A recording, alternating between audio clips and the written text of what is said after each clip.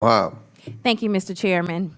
The Trump administration isn't serious about public safety. It's not serious about solving immigration challenges. It's only serious about blatantly violating constitutional rights, stoking fear, and demonizing immigrants for political gain. That's why Trump is weaponizing ICE to recklessly and lawlessly target immigrant communities. And here's the reality.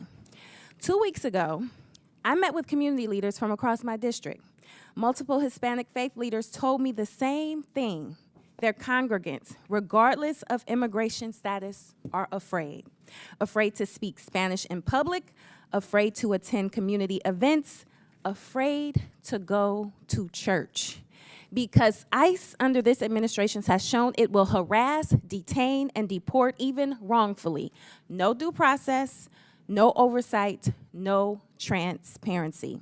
And now we're seeing this fear weaponized at scale.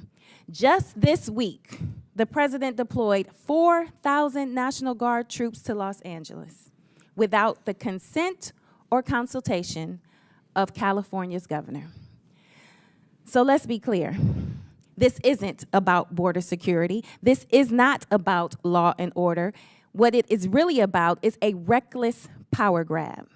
Militarizing American cities doesn't make anyone safer. It escalates and puts everyone at risk.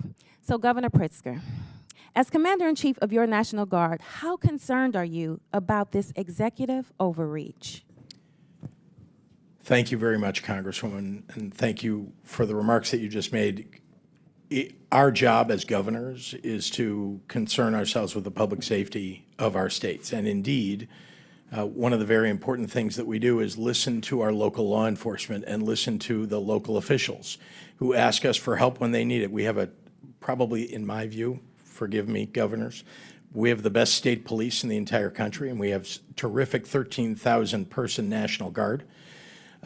We go to our state police for support, and then, if necessary, we will ask the National Guard to step in. And again, only when local law enforcement and our local officials ask us for that help. When the President of the United States goes in over the top to grab our National Guard for domestic security, when there is not, as he said in a memo falsely, a rebellion, that is taking away the rights and obligations of a governor.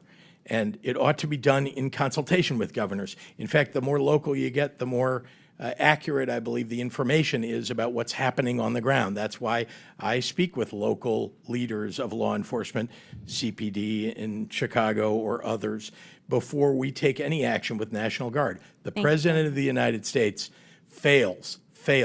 Why? Because he wants mayhem in the streets. Why did he call in Marines? And that's the point. This administration says it's targeting violent criminals, but that's not what's happening. They're going after parents dropping off their kids, workers showing up to their jobs, and asylum seekers navigating the legal system. And let me say this plainly. If you commit a violent crime in this country, you should be prosecuted. If you came here to do harm, this country is not your home. Governor Pritzker, can you set the record straight with which direction is violent crime headed in your state, up or down?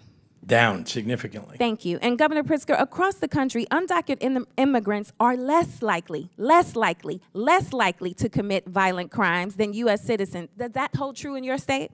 Immigrants are less likely to commit crimes than people who already live there. Now, that may come as a surprise to some tuning in today, especially those fed a steady diet of fear. A recent poll found that Fox News viewers are twice as likely to believe the false claim that immigrants commit more crime. It's not true. It's not true. It's not true. So let's stop with the scapegoating and start focusing on real solutions. So quick yes or no's, Governor Pritzker.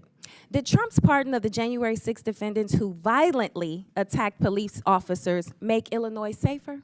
It did not. Does blocking common sense gun laws like universal background checks make your state safer? Absolutely not. Did DOGE cuts to community violence prevention funding make your state safer? Much less safe. Would cutting Medicaid to pay for tax breaks for the wealthy make your state safer? No. Cutting SNAP benefits? No. Okay, so this is what we are dealing with this current administration, things that are not making our country any safer and are doing harm to the people who need it the most. And with that, Mr. Chairman. Dear lady.